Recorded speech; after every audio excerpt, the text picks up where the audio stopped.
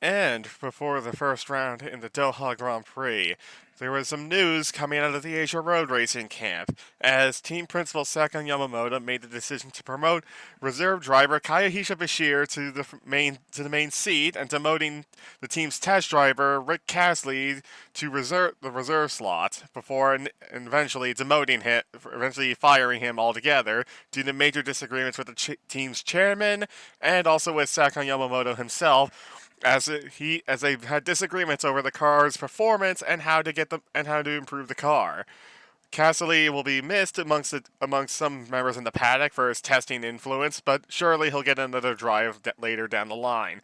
In the meantime, the rookie Bashir got into the car and began doing well in practice immediately, setting competitive times.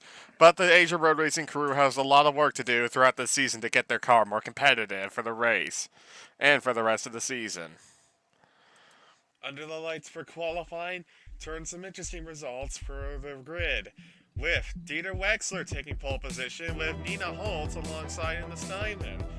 Harry Chapman ended up third with Sharp alongside in fourth. Sarian an incredible fifth with Sirikov sixth, backing up the big three. The two Sakras had row 4 all to themselves, with the flying rookie Rick DeGraff in ninth. Samuel Blanc and Wolfgang Schmidt 11th and 12th, leading the charts for their teams. Iker Vidal a credible 14th in the Firestorm, and Flores 14th. Coyote Bashir backing up the team's decision to promote him, qualified 15th, with Aki Lippinen 18th, a disappointing result for the Hyundai. Woodford 19th alongside the other Catorci. The two BMWs had row 11 all to themselves, with Moreno and Kofi Coro at the back for their teams. The temperatures for the race were unusually high compared to the qualifying under the lights. However, many teams reported that the hard tire appeared to be working much better for the race. So several teams had saved sets of hard tires for the race in anticipation of either a one-stop race or using the hard tire later on, as it seemed to be the preferable compound to the soft tires for the race. The compounds were made by Brutus Tires, and they seem to be performing well with a significant drop-off on the soft tire, which could lead to interesting results for the race. The lights came on for the first round of the season with the new rules and regulations. The field got away very cleanly under the lights in Doha, as Chapman got a flying start and immediately jumped teammate Holtz into turn 1, moving himself up into second place. Sarin got a good start as well, along with the grab. Aki Lippinen gained 5 spots in the first corner, along with Hamrin also gaining a lot of ground in the process, as Samuel Blanc lost a lot of ground along with the poor Iker Vidal in the Firestorm, who got a slow start and then proceeded to get caught on the outside in turn 1, losing a massive amount of positions as well. Blanc immediately began trying to recover from his poor start along with Vidal, as they both began to try and fight through the tight and twisty circuit of Doha on the first lap of the race. However, Olivier also gained a bit of ground, moving past Wolfgang Schmidt before immediately coming under pressure at the beginning of lap 4 from teammate Aki Lippinen, who was on a charge in the Hyundai, really trying to make up for a very poor qualifying effort from him, as he was already up into 11th and was looking at the back of his teammate for 10th on the medium tire. The medium tire already starting to show its quality as a fairly decent race tire, as the soft tire runners were already beginning to struggle with overheating in the hot conditions. Nilo Sarian was also trying to make up ground, having lost out to Sharp in the preceding laps, trying to get by the Panther himself. As Olivier off screen moved up into ninth, and Lippinen began staring at the back of Jenny North's car, as Hamrin and Wolfgang Schmidt began to battle over 13th place, both drivers trying to look to score points in this race. As Lippinen finally got by North immediately after that into P10, getting himself into the points for the time being. But there was a long way to go in the race, and strategy was going to be interesting on this circuit with passing so hard to do without a major tire advantage. A big test of the new compounds was sure to come very soon. On lap 6, however, the first retirement of the race and the season came out as Esteban Ribeiro binned his BMW Sauber off in the first sector. No, he claimed he got forced wide into the marbles, and off he went into the wall. Off he went into the guardrail. A disappointing end for Ribeiro's race after a decent qualifying position, which ended up in a crash and triggering the virtual safety car for the race. But with the virtual safety car out, would anybody pit? And would it stay out long enough to benefit anybody in the race? As the field rounded the final corner, many teams got ready in the pit lane, ready to receive their drivers if in fact it went long enough. However, the virtual safety car would not last long enough to benefit anybody, as the leaders came up to the start finish line. The virtual safety car began counting down to it ending, which forced everybody to abort their stops and keep going for the time being, except for Lucia Flores, who made the first pit stop of the entire season in the Drago, pinning off her soft tires and coming back out on a set of medium tires instead. A decent stop for the Drago, but would she be able to make up ground having been the first one to stop?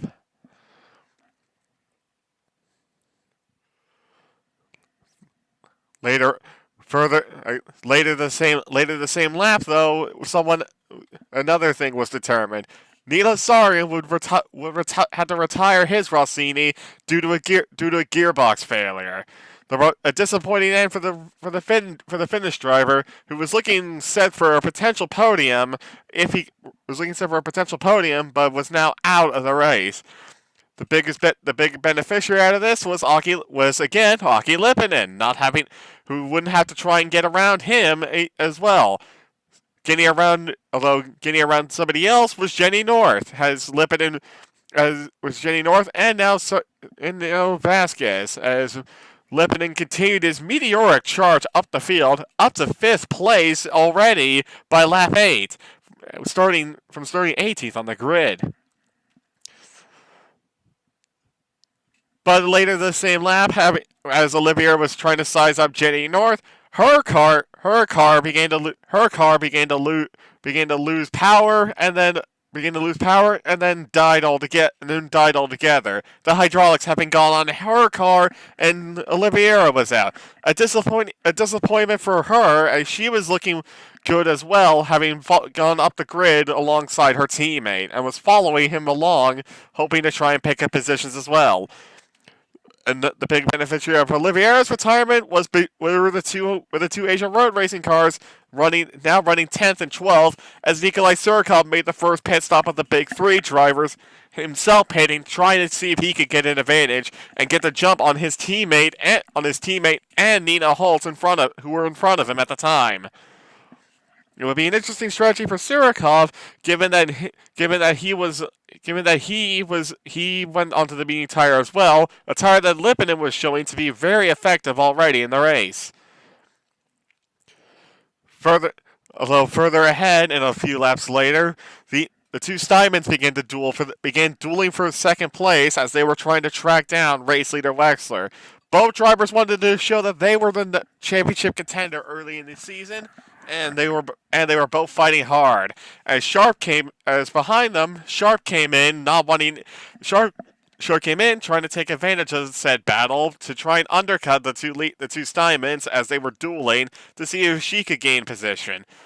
She did get a position on her teammate Surikov, who ended up jumping her thanks to his earlier stop. However, Sharp was probably expecting to be let through by her teammate given the situation. Further ahead, though, Siri Lundqvist was making herself known to the other drivers and to the camera crew by having a massive train of cars behind her. she was trying to just simply defend position on her tires and see if she could try and gain positions later in the race. Further Further later on lap 12, the two Simons both came in on the same lap, neither wanting to concede position to each other, so they ended up double stacking. The loser being Harry Chapman, who happened to be behind at the time, as Javier Vasquez also followed them in, followed by his team, followed by Siri Lundqvist, who finally released her train of cars behind her, which then promoted Aki Lipponen to an outstanding second, Wolfgang Schmidt third after being anonymous for the first part of the race, and the flying Rick DeGraff, the rookie, up into fifth behind Hamrin, who himself was also a rookie. So it was a potential day for the underdogs if things would go their way in the race. And so everybody else began pitting. The people who didn't make it into qualifying 3, being forced to start on their older used tires, were benefiting greatly, as Wexler then came in on the following lap to try and counter the undercut from the two Steinmans, which then promoted Aki Lipponen to the race lead after starting 18th on the grid. Rick DeGraff also came in on the same lap and also put on medium tires. Everybody wanting to favor the medium compound, as it seemed to be doing well based on Aki Lipponen's stunning performance so far. But the downside for the leaders became apparent on the medium tire. While Aki Lipponen was fast, he started on fresh tires and didn't have to deal with and got through the traffic quickly as it was the opening laps. Now, the front runners were having their own problem, as they began dueling with themselves and cars who had started on the said medium tire and had not stopped yet, sharp leading an angry queue of front-running cars who were dodging and weaving, trying to find a way around the slower cars, including Iker Vidal in the Firestorm and poor rookie Kayohisha Bashir in the other Asia Road Racing. The leaders kept trying to do everything they could to get by in their fresher tires and their faster cars, but it was tough going on the tight, twisty circuit. Sharp making a move on the rookie Bashir, but Bashir wouldn't give up and was proving very difficult to pass, knowing that he had every right to defend his position. Wexler began trying to size a look up on the Japanese rookie, only to be die-bombed by Nina Holtz, who saw the opportunity and took it. Before Wexler immediately passed her, tried to get her back in the final hairpin, only to be attacked by Chapman, who did the exact same thing to Surikov right behind them. As Hamrin pitted, being one of the last people to pit off the soft compound tire, showing that it could last, but it was not very easy to do so. But he did do something interesting, putting the hard compound tire on, being the guinea pig for the rest of the field, as the medium tire runners began to wave with bated breath to see if the new hard compound tire would be good enough to be used later in the race.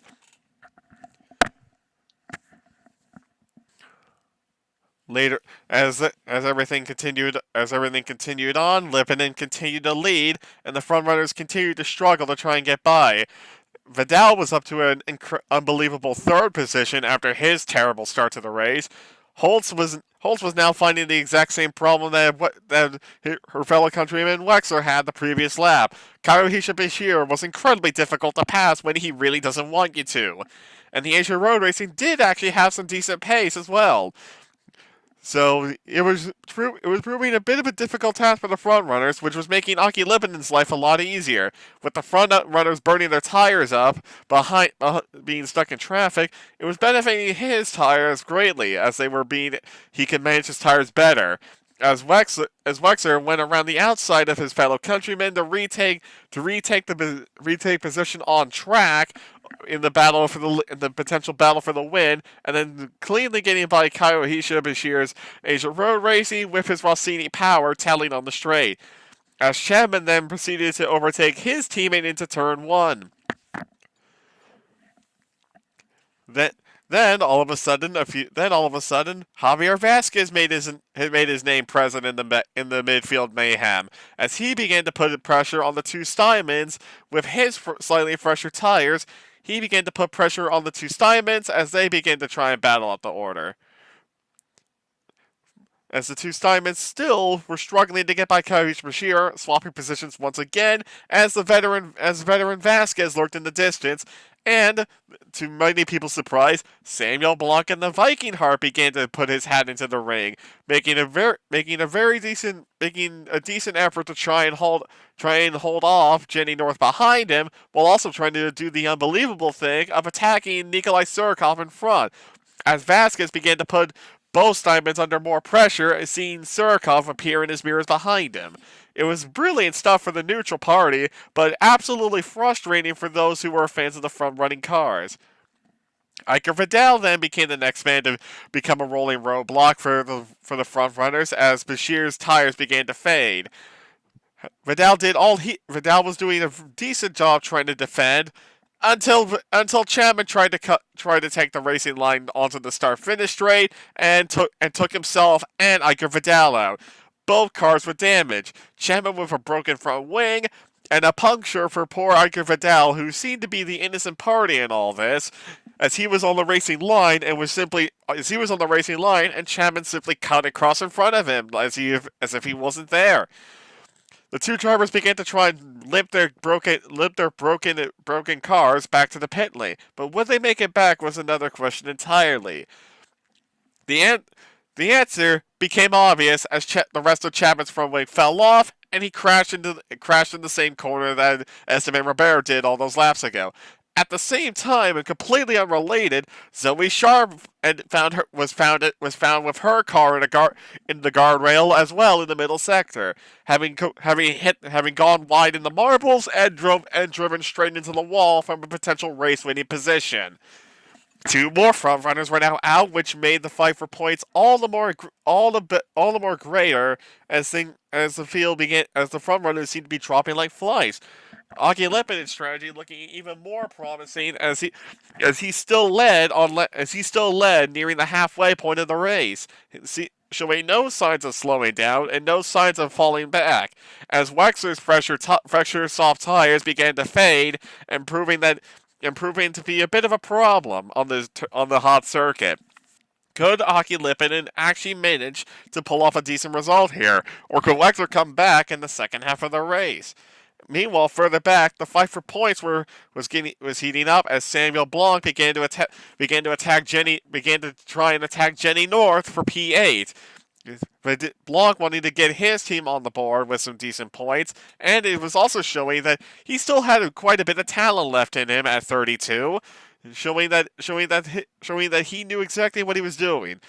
North was also trying to show what he could do, attacking Nikolai Surkov's Panther as Surkov the Russian began to struggle on his tires as well. The medium tire turning out to be a bit of a mixed bag for the leaders. But speaking of the leader Aki Lepinen was in, pitting for the hard tire, indicating that he was not going to have to pit again. And having a 10-second lead before he stopped, it was looking good for Aki Lepinen to get a really good result here. Perhaps he could even win the race said some commentators, as he came out and began to duel with Javier Vasquez, who had yet to pit a second time. As Surkov came in the next lap to put on fresh tires again, but putting on the soft compound tire, indicating he would have to stop again, and then came out and then almost had an unsafe release, thanks to Maria Gonzalez pitting her Aztec Jaguar at the same time, with the Aztec crew winning that pit lane battle, and Gonzalez coming out in front of the Russian. But more cars were also trying the medium tire as well, as Wolfgang Schmidt, her teammate, found out the hard compound tire was actually pretty good, and Aki Lipinen was also proceeding to gain time not noticed by the cameras, but being noticed by the people in the timing booth, keeping track of times. Lipinen's lap times were looking very good. Further back and at the halfway point of the race, Alejandro Moreno's Viking Heart gave up the ghost with a suspension failure as his car had enough. Although a shame for the Venezuelan driver, who had actually looking to be doing very solidly this race. So Rosario was simply just Rosario, on the other hand, who was the only reserve driver in the race in the Catorce Corsa, was simply doing his thing as he came out of the pits after his second stop. He was just simply trying to drive the car and bring it home in a good finish, which wasn't actually a bad strategy given the amount of retirements so far. As the two Asia road racers on their hard compound tires continue to make progress at the field, as Bashir muscled his way by Jeremy Woodford in the Firestorm, as now the two Asia road racing cars were running 10th and 11th. Further, although on the exact same lap as well, Dieter Wexler came into the pit lane for his second stop. Although in a bizarre decision, he wanted the soft compound tires, choosing to go for a more aggressive strategy, deciding to try and crush Aki Lipinen's dream of winning the race by pure speed, using the softer tires. It was an interesting call for the Rossini crew, but Wexler began to prove his decision right by at the end of the next lap, beginning to set the fastest lap of the race as Aki Lipinen began to come up against Nina Holtz's Steinman for the lead of the race. A very stunning show for Aki Lipinen indeed, but Holtz was proving a difficult person to pass. The Hyundai had better tires, but the car just was ever so slightly not fast enough to make the strategy work. As Dieter Wexler muscled his way by Javier Vasquez and began to put on a charge to try and catch the two leaders in front of him. Wolfgang Schmidt was also flying on his hard compound tires, coming up against Samuel Blanc now, who for P6. Schmidt, who had been running fairly anonymously most of the race, was doing very well indeed in the Aztec, and was looking set for a decent points haul on the hard compound tire, and the other drivers looking good on the hards as well were the two road racing cars who were lurking just outside the points, having been overtaken by Surikov off screen. Siri Lumbus was also running in the points at 10th, but she still had to pit again and was looking unlikely to score. As Schmidt began to put more pressure on the Viking Hard in front of him, the hard engine just having enough power on the straight to make it difficult for Schmidt as he had to try and find the long way around Blanc in the first sector to no avail. But Schmidt wouldn't give up as he kept hustling the Viking hard car until eventually, in the middle sector on lap 34, he found an opening and made the move stick, moving his car up into P6 on the road.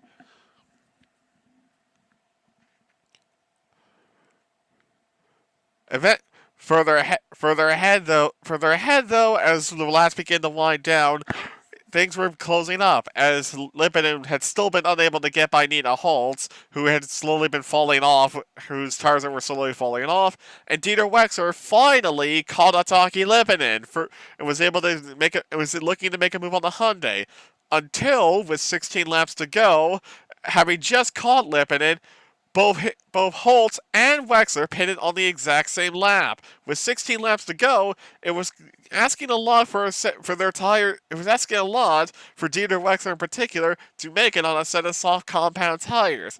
Nina Holtz, on the other hand, and the Steinman crew chose a more conservative option, putting in a set of medium tires to go to the end of the race. This left things in a very interesting situation. Wexler was on a 3-stop race and had to overtake Holtz to try and get the win. Had to overtake Holtz and catch Aki Lipinen to get the win.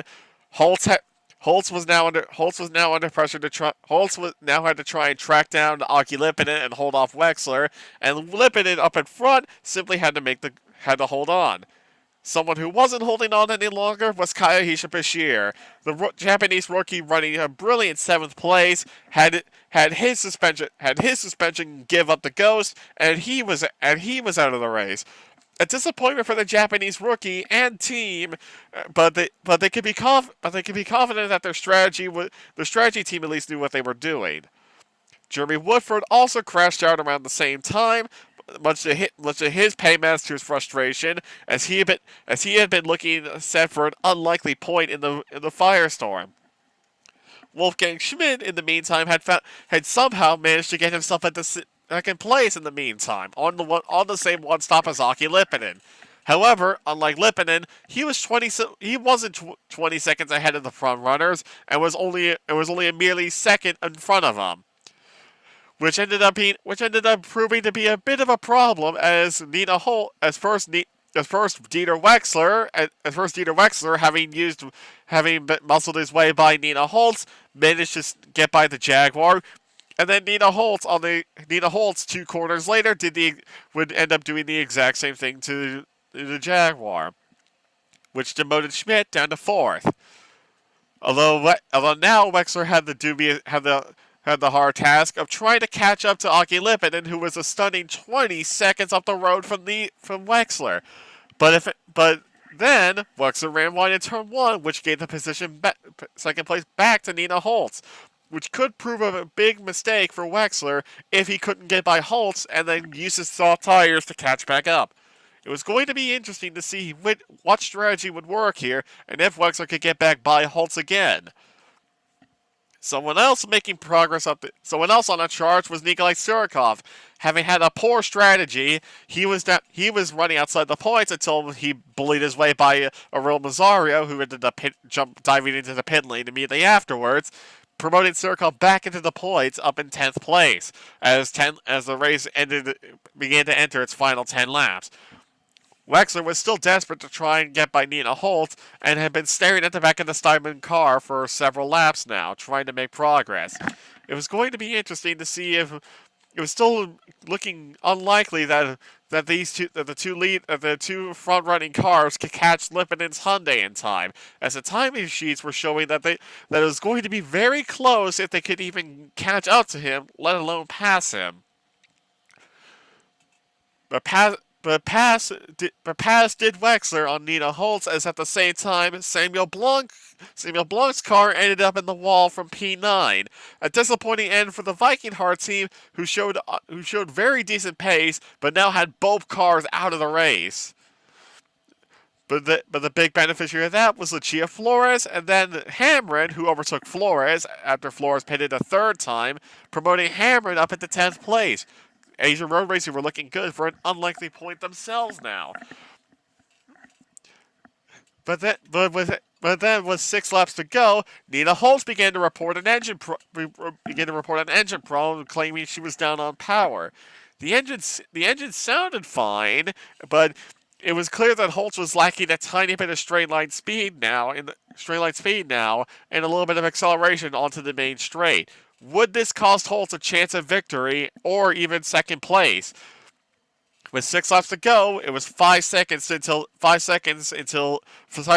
between the leaders. Senior Jonah Hammond, unfortunately, his dream was over as a massive lockup put a massive flat spot in his tires, forcing him to make a late stop for soft tires, as the team were confident that his suspension would make it to the finish with the flat spot, and not wanting to risk it, they called him in, promoting Aurel Mazario to 11th place and Siren Lundqvist somehow back into 10th. And with four laps to go, the gap was down to 3 seconds to Wexler and 4 to Nina Holtz. The front runners were very close together now, and Lipinen was starting to struggle a little bit on his tires. But it was looking really close as to who was going to end up winning the race. Things were getting very intense indeed as the laps began to count down, coming to 3 laps to go. Nikolai Surikov, on the other hand, had gained position, and then everything else began to close up as well. Wexler finally saw the Hyundai in front of him once again, and now the pressure was on to see who would win the race. Wexler could see Lippin in front of him, and then Holtz could also see the leader as well. But now, I'll let past the past commentary, cover the final few laps to see what happened for yourself.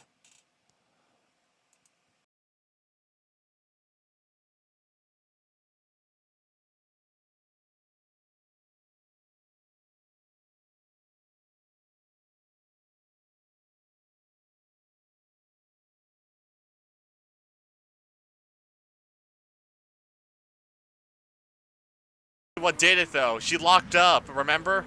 Oh, right, yeah, she Also, did. also 2 to go, 1.7. I think it's gonna be really close, dude.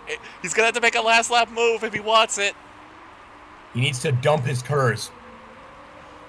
We're not good. And Holt is actually closer to him than he is to Aki. What was that? Okay, Cora locked up. Oh, he's not gaining time anymore. No, he's not. Dude, That's it. I think it might be over. I think Aki's gonna. I think Aki might have it. Hang on. That could be it. Hang on. Oh, here comes Holtz though. Holt, wait, does she have a? She's pushing. She got Kurz. Fucking thing. She is pushing, doing everything she can to hold on to this. On the chapel drone. Oh, Wexer blocks. We have a chapel drone cam here, ladies and gentlemen. Dieter Wexer still defending on what he was hoping to be a victory. Here comes Holtz. Here comes Holtz trying to take a peek. She takes a look to the outside. No, switch to the inside. Tries to switch to the inside, trying to get the power down. Steinman power versus Rossini down to the up to the line. Side by side. Holtz passes her back. Holtz clears. White flag. Final lap at Doha. Aki Lippinen in the Hyundai still leads. Holtz is second. Wexler third. Vasquez in the Sakura is fourth. Schmidt fifth in the Aztec. North sixth, then Surikov, DeGraff, Gonzalez, and Lundqvist in a brilliant P10 for the Sauber team.